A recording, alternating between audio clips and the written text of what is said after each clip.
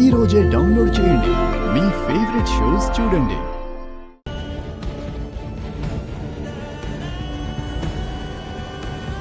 చిన్నప్పటి నుంచి రాఘవ్ వాళ్ళ అమ్మగారిని ఎంతలా ప్రేమించేవాడా?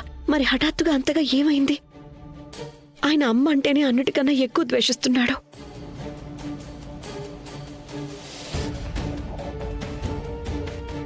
ఏం చేస్తున్నావు నువ్వు? నేనేం చేస్తున్నాను? ఏం లేదు, మీరు బట్టలు మొత్తం అలా పడేసరి కదా, అవే సర్దుతున్నాను. ఏం అవసరం లేదు, నేను ప్యాకింగ్ చేసుకోవాలి. ప్యాకింగా? మీరు ఎక్కడికి వెళ్తున్నారు? నీకెందుకు? తెలుసుకోవాలని అడిగాను నేను. ఢిల్లీ వెళ్తున్నాను, ఒక ఇంపార్టెంట్ మీటింగ్ ఉంది. నా మిగిలిన బట్టలు ఎక్కడ?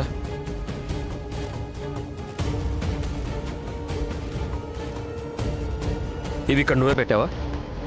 చెప్పాను కదా, నేను బట్టలు సర్దడానికి హెల్ప్ చేస్తున్నాను. బయటికి ఇది.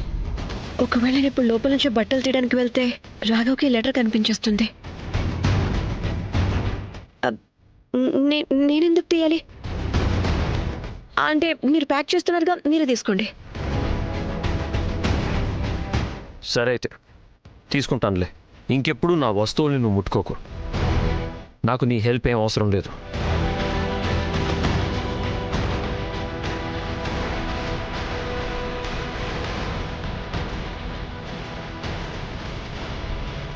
ఆ లాకెట్ ద్వారా అయితే ఏమీ తెలియలేదు, కానీ రాఘవ్ వాళ్ళ అమ్మగారి కోసం ప్రేమగా లెటర్ అయితే రాసుకున్నారుగా.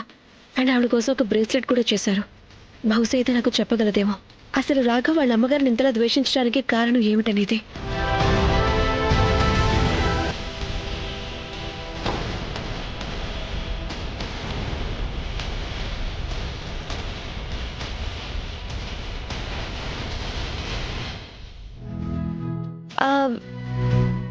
ఏం పర్వాలేదు, నేను మీకు హెల్ప్ చేస్తానండి. ఎందుకలా చూస్తున్నారు? నాకు నీ హెల్ప్ అవసరం లేదు, నేను తీసుకుంటాను. అరే నేను తీస్తున్నాను కదా. నేను చెప్పాను కదా ఏమొద్దని. కానీ ఒకసారి ఏమో హెల్ప్ కావాలంటారు, మరొకసారి ఏమో వద్దంటారు. నాకు మీరు అసలు అర్థమే కారు. ఇప్పుడు అర్థం చేసుకోవాల్సిన అవసరం కూడా నాకు లేదు. అర్థం చేసుకోవాలని కూడా లేదు.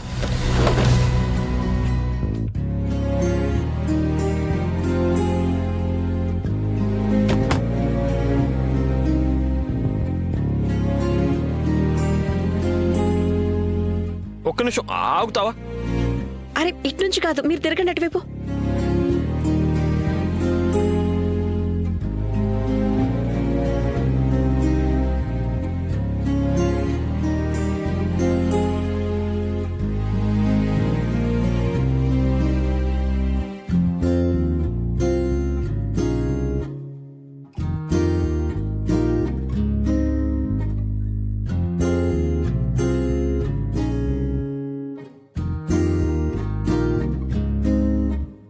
ఉండు, నేను తీస్తాను.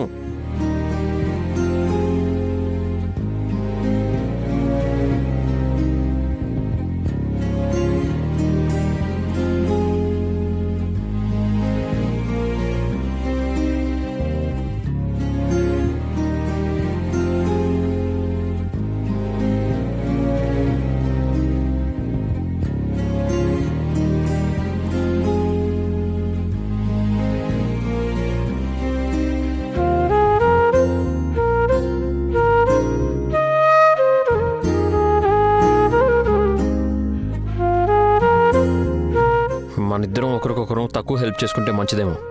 ఎందుకంటే మన ప్రాబ్లమ్స్ని తగ్గించుకునే దానికి బదులు పెంచుకుంటాం అనుకుంటా. కానీ ప్రయత్నం అయితే చేస్తున్నాం కదా. అలాగని మీరు దూరంగా ఉండలేరు, నేను ఉండలేను. నా ఉద్దేశం, ఒకరికి హెల్ప్ చేయాలంటే మీరు వెనకడుగు వేయరు, నేను వెయ్యను అని. అలాంటిదేం లేదు. నిజంగానా?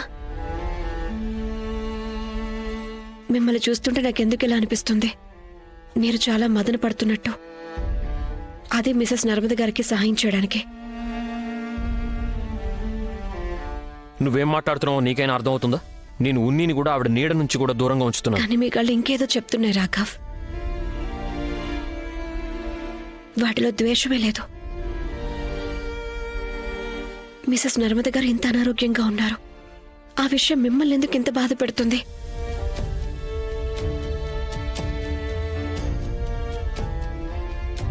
చెప్పండి రాఘవ్.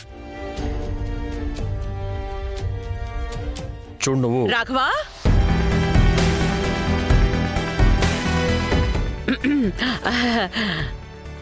రొమాన్స్ తర్వాత చేసుకోండి, ముందు ప్యాకింగ్ చేసుకోవాలి కదా నాన్న. అత్తయ్య నేను జస్ట్ ప్యాకింగ్ చేస్తున్నాను. రా, నేను నీకు సాయం చేస్తాను. ఏమేమి తీసుకెళ్లాలో చెప్పు. పర్లేదు అత్తయ్య, నేను చేసుకుంటానులేండి. సరే, ఒక విషయం చెప్పనా, రేపు నీకు చాలా పెద్ద ఇంపార్టెంట్ మీటింగ్ కదా, నా చేత్తో పంచదార పెరుగు తిని వెళ్ళు. అలాగే అత్తయ్య. నేను కేవలం ఇది చెక్ చేయడానికే వచ్చాను, నువ్వు రేపొద్దున ఢిల్లీకి వెళ్తున్నావా లేదా అని. ఎలాగో రేపే చివరి రోజు నువ్వు నర్మదని కాపాడుకోవడానికి.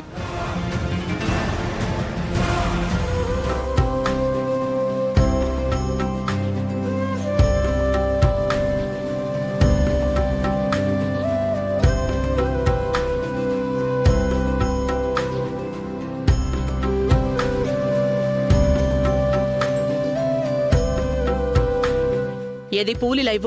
అరే, పూజా సామాగ్రి లేనేలేదేంటి? ఇప్పుడు తెస్తాను అత్తయ్య గారు. అత్తయ్య గారు, నేను తీసుకొచ్చాను విత్తనాలు. ఇందులో వేస్తావా?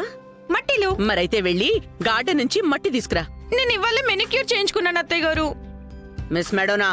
అత్తయ్య గారు, నేను తీసుకొస్తాను. దివ్య పద. ఈ పనులన్నీ మనం ఎందుకు చేయాలి? ఇదంతా ఆ రేఖనే చేస్తుంది. తను బజార్కు వెళ్ళింది తాజా పూలు తేడానికి. పద. అత్తయ్య, ఈ తలనొప్పి ఇక్కడికెందుకు వచ్చింది? అత్తయ్య, ఆ, అరే అమ్మా ఉన్నతి, నువ్వేంటి ఇక్కడికి సడన్ గా? నేనింకా పెళ్లి తర్వాత మొదటి నవరాత్రి మీ అత్తారింట్లో జరుపుకుంటావు అనుకున్నాను. అక్కడ అందరూ మిసెస్ నర్మదా విషయంలో చాలా బిజీగా ఉన్నారు అత్తయ్య. కొందరు ప్రే చేస్తుంటే, కొందరు దానాలు లేక ఆవిడతో హాస్పిటల్లో ఉంటున్నారు. ఎందుకంటే ఈ రోజు గనుక ఆవిడకి బోన్ మ్యారో ట్రాన్స్ప్లాంట్ జరగలేదు అంటే ఆవిడ సర్వైవ్ అవ్వరంట. అప్పుడు అన్ని ఉపకారాలు చేసింది కదా మనకి, చౌదరి కుటుంబానికి. కానీ మనల్ని మిసెస్ నర్మద కేవలం బాధ పెట్టిందంతే. అవునత్తయ్య, ఆయన ఆ బాధలు మేము మర్చిపోలేం కూడా. కానీ నేను అనే మర్చిపోయినట్టున్నాం, మాకు ఆవిడతో రక్త సంబంధం ఉందని. అత్తయ్య, ఆవిడకి ఏమైనా జరగడం నాకు ఇష్టం లేదు. నేను ముందే ఆవిడకి దూరం అయ్యాను, కానీ ఎదురుగా అయితే ఉన్నాను కదా.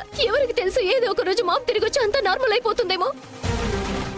కానీ ఒకవేళ ఆవిడకి ఏమైనా అయితే కూడా పోతుందత్తయ్య. ప్లీజ్ ప్లీజ్ ప్లీజ్ నన్ను అమ్మ దగ్గరికి తీసుకువెళ్ళండి.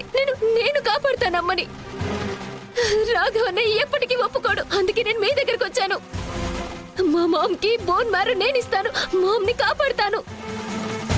ప్లీజ్ ఏదో ఒకటి చెయ్యండి అత్తయ్య.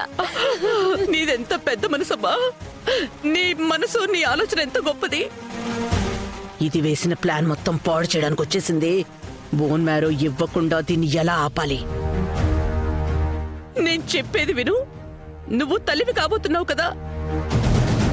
అంటే నువ్వు మాకు ఇదే చెప్పావు కదా, నీ డాక్టర్ కూడా ఇదే చెప్పింది. నువ్వు ప్రెగ్నెంట్వి కదా. అవునత్తయ్య, నేను ప్రెగ్నెంట్ ని. అయినా అసలు ఇదే ప్రశ్న? అయితే నువ్వు నీ బోన్ మ్యారో మిసెస్ నర్మదకి ఇవ్వలేవు కదమ్మా.